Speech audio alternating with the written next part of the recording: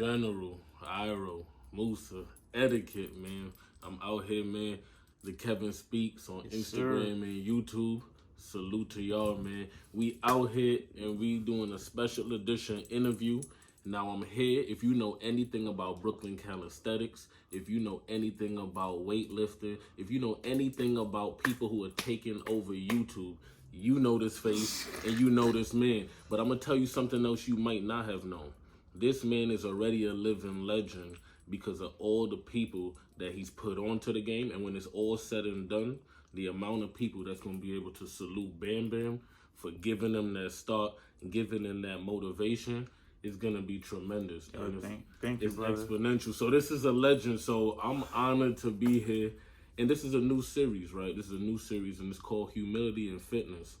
And one thing that we often talk about, we see people, we see their bodies, but we never quite, like a lot of people are intimidated. They're intimidated to go ask. They're intimidated to line up and feel like they're not as competitive or as elite as the people that they see around them. So I really want to ask you from your perspective, how important is it to be humble when you're approaching your fitness journey? What is humility and fitness? What does that look like for you?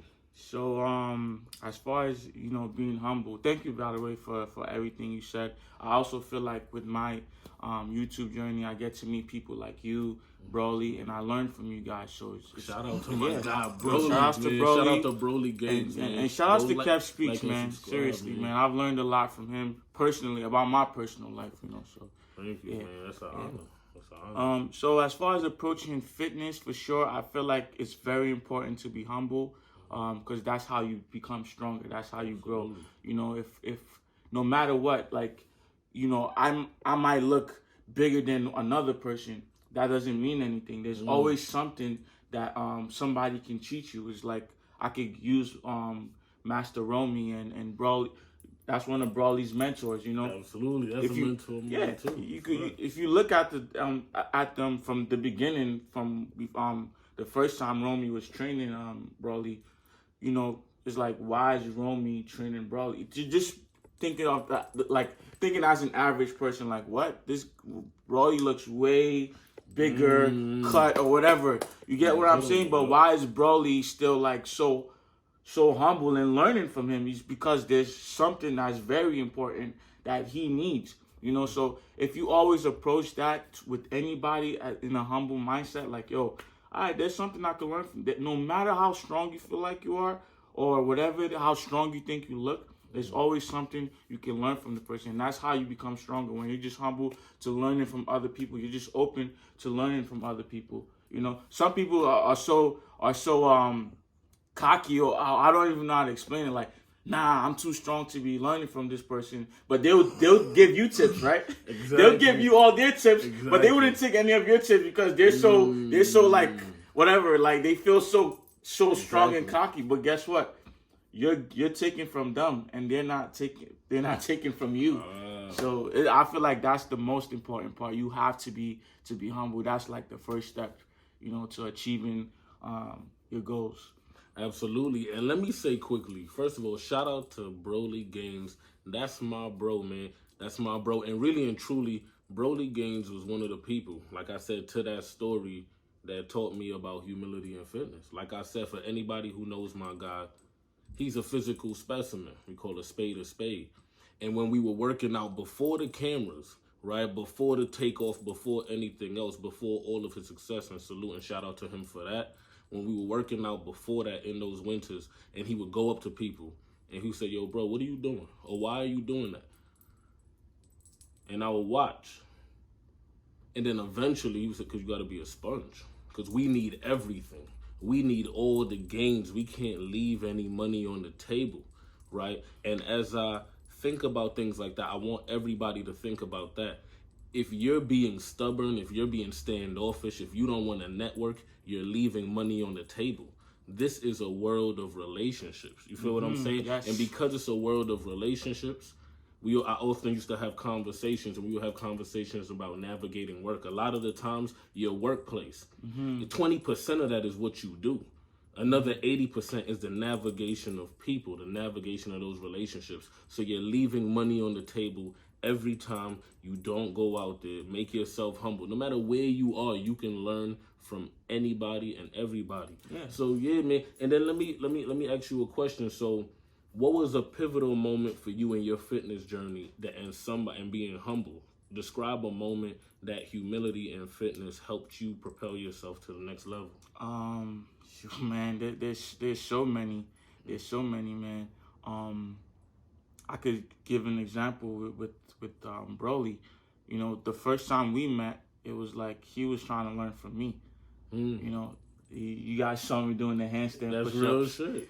Yeah. and it was like, yeah, you know, in my head, I'm like, that particular moment is like, I didn't look at him and see like, hey, I could learn anything from him. It was more like, I'm the one teaching you how to do a handstand right now. You get what I'm saying? But as in later on, you know, as we work out together, I'm noticing his endurance is way, way better than mine. You know, as far I couldn't even keep up when it comes to doing a certain amount of push-ups, certain amount of pull-ups, and whatnot. And you know, I could have been like, man, I'm better than this guy. I feel you. You get what man. I'm saying? Like, I don't need to freaking do his work routines and workouts and whatever. I could do my own thing. I learned on my, but you know, I humbled myself and said, yo, I need to get my endurance up because that's where I am lacking. It shows. So I'm like, okay, I should train with. I worked out. I did his recommend training. You know, some of the training I altered it. Maybe I gave him a little bit of idea to make it a bit more difficult or just more creative. But most of the workouts, especially the Super Saiyan challenge I'm doing right now, it's his program. You know, and I'm following it. I got more. People are telling me, yo, you got more lean, this and that. You know, and that's just me being humble to the fitness journey. You get what I'm saying? I feel you. Yeah, I feel like you should always be open to learn from people. I'll say bro as an example. There was a other person that used to train me too, Live and Direct. That's somebody that got me into engaging my core. Oh, Shout out to Live and Direct. Shout out to Live and Direct. Because when I started my calisthenics journey, my form wasn't there. The pull-ups would be anyhow, the push-ups, but he got me to really engage my core when I do a lot of workouts. So let me ask you something else, because Bam Bam is going to be humble about it, but I'm always going to tell people about how he puts people on, tells people that, you know, puts the battery in your back to really help you and give you the motivation and inspiration. I know, shout out to Broly, he was the one that was telling bro, get a YouTube, so y'all could thank Bam for that. But with that being said, like, where did that spirit come from? Like, because there was no reason why you had to put anybody else on. You could have felt like you was going to hoard all the money and just use the different talent that you were seeing. Like, where did that spirit come from? Or has that just always been you? So, but what makes you want to give back like that? So I've seen, like, my journey as a YouTuber, I've seen people get used. You know, I've seen people, they will record people like Broly or me, and they would just use them to make, like, you make money for recording videos on YouTube. So it's like, okay, cool. I'll keep recording Broly every single day, all his workouts and whatever on my channel, and I'll just be making money off those videos. And he's not making any type of revenue. He's not, I feel like that's bad. I feel like it should be human for you to, like, help somebody if they're helping you. If they're helping you make money, you should help them make money. That's how I think of it. I'm like, yo, I could keep working with Broly or whoever I shoot videos with, whoever with you. I'm like, I could keep making more videos with you. Absolutely. And continue to build with you if I help you. If I was just shooting videos with you every day and I'm making money from shooting videos or whatever, and you're not making any money at all, and I mean, if you think about it, in the long run, it might just, like, alter, like, yo, bro, I don't feel like shooting videos, bro. I'm done.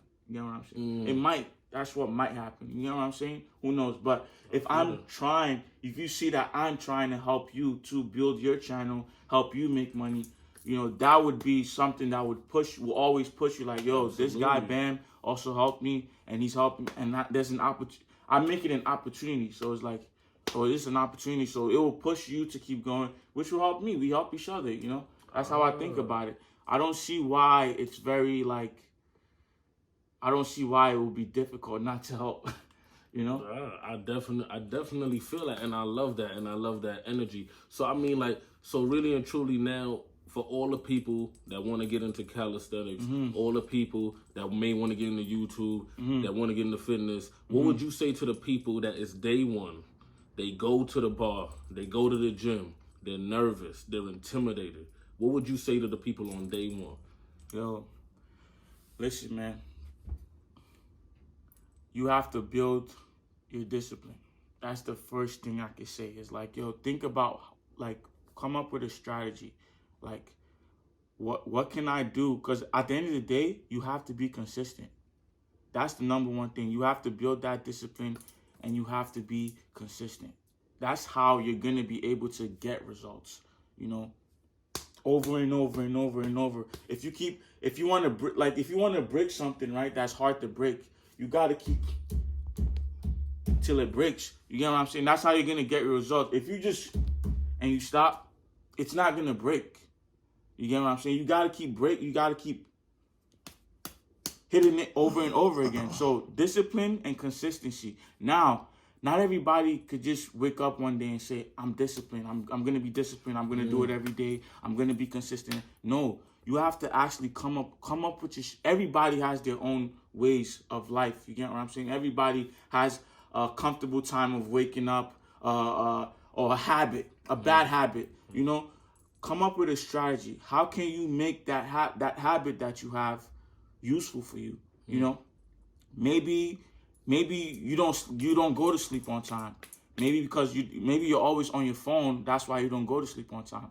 Why don't you put the phone all the way, I don't know, like way far away from you when it hits 9 o'clock, so you could go to sleep. Maybe you always sleep next to your, like when it comes to an alarm, right? Maybe you don't wake up on time. So, and the reason you don't wake up on time is because when your alarm goes off, you just click snooze because your phone is right next to you. I used to do that too. And what I would do to wake up early was I would put the phone far away from me so that once that alarm hits at 4:30 a.m., I have to get out of my bed. Hold on. I literally have to get out of my bed and walk and then turn the alarm off. So, are we good? You good, bro? Oh, okay.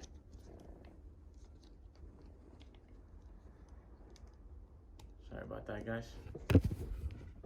Yeah, sorry about that, guys. But yeah, I would have to walk and pick up my phone. By the time I'm already standing up, there's no point in me going back to my bed because I'm already standing up.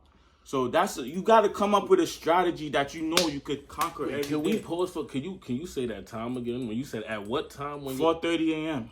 And this was when I had a full-time job. I was also working full-time, and I was trying to do YouTube at the same time. And I know for me to be able to build a discipline and be consistent with making videos, with working out, and also getting work done for school, I need to wake up at that time. So like it's a strategy that I came up with. You got to come up with a strategy that's going to help you be consistent and disciplined.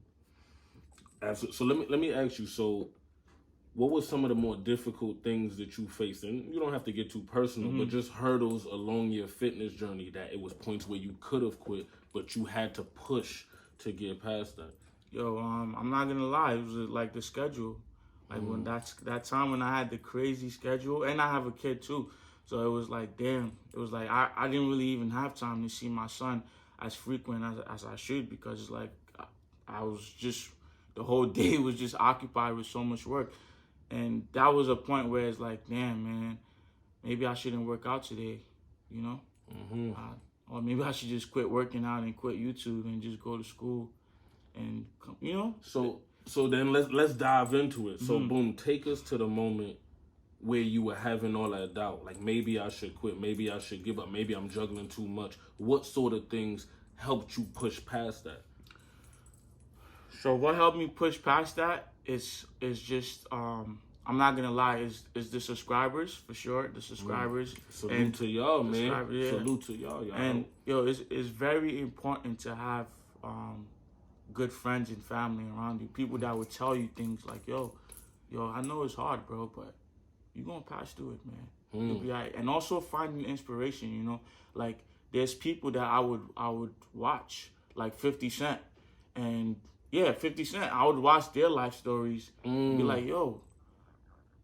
And there's people like, I'm like, yo, these people went through some crazy stuff in their life. That's a fact. You know, I'm like, yo, what am I complaining about?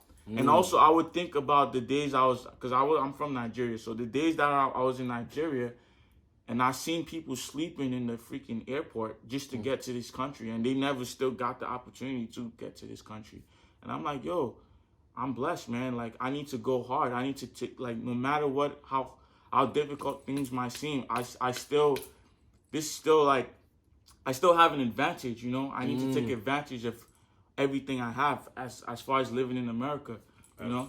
Because when I was in Nigeria, I had to wake up the same time, like 4 a.m., 4:30 a.m. every morning to fetch water for what we're gonna eat, drink, shower, everything. You know? Oh man, yeah. What was the day? So take us there, cause we gotta dive deeper. What was it like? So take us through a day when you was in Nigeria, like. Yo, so basically, I'll give you a regular day. Like you wake up early, like 4, 5 a.m. You gotta fetch the water. Like so, I had to walk blocks, put the water on my head. I'll put a cloth on my head and put the bucket of water on my head. Walk. It would be like 5 times. So one water, that's probably the water for bathing. Back again, water for cooking. Back again, water for washing the dishes. Oh man. Water for drinking, and you know that would be the first thing I do before going to school. Oh man, I feel it. And that right there is already a crazy workout, and just even thinking about it is like you'll be stressed, bro. It's like, why do I have to fetch these waters every single morning? Especially coming from, especially when I used to live in America too. It's like my mom sent me back there because I was she caught me like smoking like weed in the living room one day, and she sent me back there. So me going through that, just knowing that, damn, yo, I used to wake up every day and the water is right there for me to drink. The water is right there for me to bathe. So me going through that is still stressful. It's still like, damn, yo, I had a good life, and now I'm waking up to fetch all these waters, and sometimes you fetch all that water and the water still ain't enough, bro. So it's like there's days I had to bath in the rain. Like I had to wait for the rain to come. First of all, to all the people around the world that are just living and going through lives, salute to y'all, man. Salute to everybody that's putting in pain in their own different ways. But so then let me ask you this now. Okay.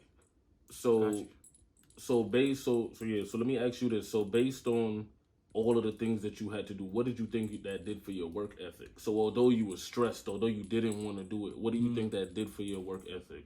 That it still applies. Like it still helps me now, you know, like just knowing that.